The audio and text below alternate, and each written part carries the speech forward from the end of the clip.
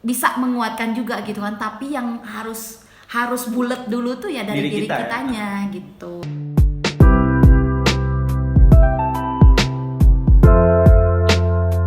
Secara lah ya dipanggil sama pengasuhan lah. Iya, aku jawab apa? Yang tadi, Ustadz saya belum bayar galon. Oh my god. Jujur sekali Anda ya. Iya, astagfirullahaladzim, sepolos itu ya. Padahal mah mereka teh ketawa aja. Terus aku tuh bilang, terus beliau nanya gini, kamu mau gak ngabdi di Mahad gitu kan? Aku tuh agak diem. Terus nanya lagi, mau gak? Mau Ustadz. Aku gak mikir aja.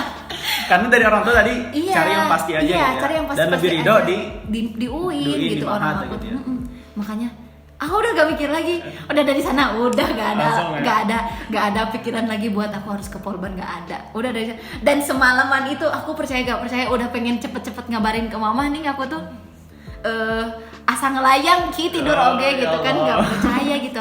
Maksudnya dengan aku yang emang di sini aku banyak sebenarnya saudara gitu kan, cuman prinsip aku pribadi, aku gak bakal pernah mau gitu kan kayak harus menggantungkan diri ke saudara. Dan gak enak lah ya, kita udah besar gitu ya. Gitu kan, ikut tinggal atau apa. Sempet dulu di sana aku ada saudara di deket Al Islam di Margahayu, tapi aku milih untuk enggak gitu, aku di sini aja gitu kan. Dan akhirnya milih jadi pengurus. Iya, milih jadi pengurus. Sampai hari ini aku masih di sini. Tapi banyak banget pengalaman jadi pengurus saya. Mulai dari susahnya gimana, senangnya gimana. Keluargaannya teman-teman paling penting itu. Iya. Dan itu menjadi poin utama kita betah gitu ya. Iya, benar. Selain wifi. Musrif wifi gratis. Enggak, musrifah mah ya. Oh, kan karena udah ada di sini. Iya, tapi saya mah tetap. Tapi poin utama kita adalah kekeluargaan, kompakan. Iya. Karena dimanapun ketika kita merasa nyaman, merasa tentram di suatu tempat, itu menjadi poin utama kita. Iya, poinnya itu sebenarnya. Kemanapun kita pergi yang kita cari itu kenyamanan kan. Iya, makanya itu. Kerja gitu juga mungkin ya kerja nanti ya. Kalau misalnya kerja kita walaupun gajinya kecil, yang penting walaupun gajinya kecil tapi lingkungannya memberikan kita merasa aman gitu kan. Kemudian kekeluargaannya gitu kan.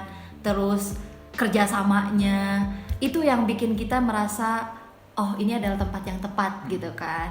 Dan penting banget lah poin kenyamanan itu. Jadi ketika punya cita-cita Hortikulsum itu dicatat ya, ikhtiar, terus diminta doa orang tua. Itu teman-teman pelajaran yang luar biasa lah gitu dari Hortikulsum. Oke, Hortikulsum ketika mulai aktif di pengurus, sekarang itu jadi apa nih? Kapan sekarang ini? Kalau sekarang aku tuh diamanahin buat megang pengasuhan. Wah. Iya. Pengasuhan. Sini aku yang asuh. dulunya ketakutan malah sekarang yang ditakuti gitu ya mungkin. Iya, ditakut. Tapi aku mah bukan tipe-tipe orang yang ditakuti gitu. Kayaknya iya. Tapi teman-teman Mas Santi biasanya seperti itu. Termasuk saya juga walaupun laki ya, tetap aja kalau misalnya ke pengasuhan, ke pengurus ya. Takut sama saya? Rasa segan gitu. Dan sekarang biasa aja. Nah ini pengasuhan kita teman-teman ya. Tahu. Apa tugasnya pengasuhan tugasnya? Pengasuhan kita tuh lebih ke kayak ngontrol mahasantri, lebih ke di kegiatan kesehariannya, kayak merhatiin peribadahannya gitu kan ya.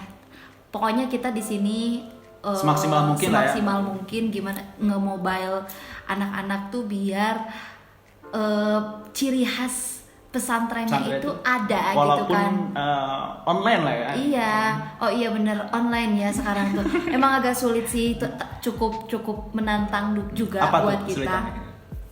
Susah mobilenya gitu ya.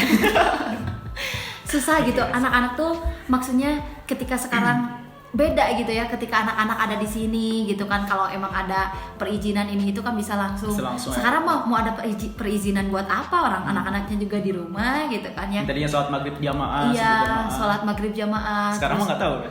Nggak tahu gitu kan. Gimana tuh sholat jamaahnya?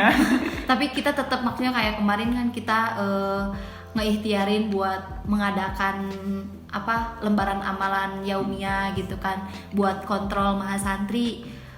Peribadatan sehari-harinya kayak gimana gitu kan, kita kasih target gitu kan, walaupun memang belum berjalan secara maksimal karena emang kita juga masih kita kan ini tuh gak pernah terbayang di benak kita kalau pandemi ini akan selama ini gitu. Tiba-tiba kan kita harus banting setir ke online, semua segala macam segalanya harus jadi online kan, dan kita nyesuaiin lah ya. Iya bener. Dan itu tuh di luar ekspektasi kita. Dan itu menjadi tantangan kita lah yang penting ya. Betul. Jadi kita berusaha maksimal pengurus dan Iya. teman-teman mas santri, teman-teman yang di rumah maupun semuanya usaha maksimal mungkin untuk Iya. maksimal ya buat Iya. ibadah, melakukan aktivitas positif yang bersifat ya kepesantrenan ya. Iya, Baik itu baca kitab, baca buku lain sebagainya, sholat jamaah, dan itu menjadi poin utama sih dalam pesantren. Tapi Kusum, bicara kesulitan ya. Kalau misalkan ketika kita punya hobi, punya kebiasaan ya, untuk mengatasi kesulitan itu seperti apa sih? Contohnya kan kemarin saya dengar Kusum itu ikut lomba MC ya, kalau nggak salah ya. Teman-teman Kusum ini jago MC teman-teman ya. Suaranya itu lihat. Udah kayak apa sih namanya? Tahu gak yang di kereta-kereta? Di kereta. Stasiun Gambir. Ya itu kayak mirip. Gimana untuk mengatasi kesulitan tentang kebiasaan yang kita punya gitu? Mengatasi kesulitan tentang kebiasaan. Kebiasaan yang kita punya khususnya di MC. Kebiasaan. Skill kita ya, skill. Kalau aku pribadi jujur ya, sebenarnya aku sampai hari ini karena emang sekarang tuh aku jarang banget tampil di di depan publik gitu ya, istilahnya aku jarang banget ngobrol atau apa gitu kan. Jadi itu ngefek banget ke kemampuan public speaking gitu kan. Dan pada akhirnya emang jadi terkesan sekarang lebih kaku gitu ya. Kalau aku pribadi gitu ya, jadi agak kaku karena emang jarang praktek gitu kan. Karena emang kalau skill kan emang harus banyak praktek kan. Betul. Baru yang bikin kita jadi profesional itu jam terbang gitu kan ya. Jadi sebenarnya kalau kita tuh, aku pribadi nih, aku tuh nervousan orangnya. Itu tuh kalau udah nervous tuh parah banget gitu. Maksudnya kayak gemeteran gitu tuh, tangan tuh gemeteran. Makanya dan itu dalam public speaking adalah tantangan utama. Iya, itu tantangan utama gitu kan dalam public speaking. Gimana caranya kita harus make sure gitu kan diri kita bahwa it's okay gitu kan. Lu tuh di sini tuh panggung lu gitu kan. Kalau aku pribadi suka kayak gitu ya. Ini tuh panggung lo gitu kan. Orang-orang nggak ada yang nyuruh lu turun gitu istilahnya tuh. Jadi nikmatin aja dan jangan terlalu fokus ke hasil. Tapi lu harus menikmatin semua proses yang lu laluin. Gitu sih kalau gue pribadi. Aku pribadi. Jadi motivasi diri dulu ya. Iya, emang harus berangkat dari diri kita sendiri Ki. Soalnya kalau gini ya, kalau yang eksternal dukungan eksternal tuh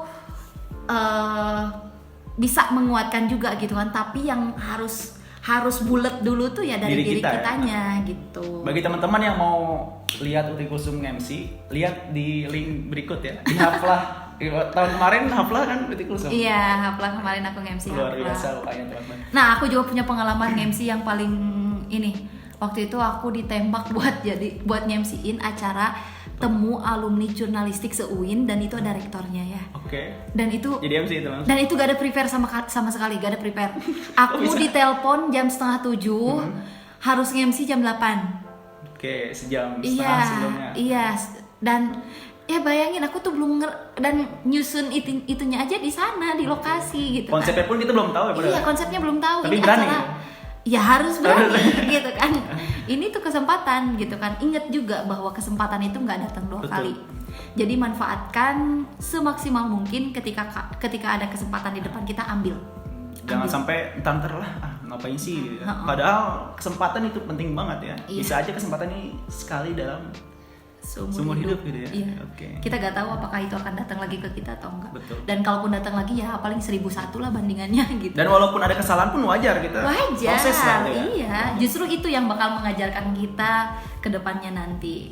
Dan intinya untuk mengatasi kesulitan menurut Uti Kusum ya, banyak jam terbang, terus juga banyak latihan, dan juga dorongan dari diri sendiri ya. Kemarin gimana ceritanya ikut lomba itu? Kok bisa sih? Saya lihat videonya loh teman-teman, nanti lihat ya. Iya. Kenapa bisa ikut lomba gitu? Dulu tuh gini, berawal dari iseng-isengan. Enggak sih. Teh Ito sama aja. Kita itu tuh lagi ngeplay ini pembahasan yang kita nih, pemaparan program Mahad Nah kan ada tuh di YouTube Mahadal Jamiah. Nah si AA-nya itu dengerin pas suara aku gitu ya, maksudnya pas aku bacain pas aku nyampein program-program. Nah karena si AA denger, terus si AA teh, Neng coba katanya teh ya, Neng coba usulin Ucung buat ikutan lomba gitu kan, ini ada di MKTV katanya teh gitu, lomba presenter katanya sih, kata si AA suara aku kayak yang di TV padahal be aja dah gitu, cempreng gini gitu kalau ngomongnya.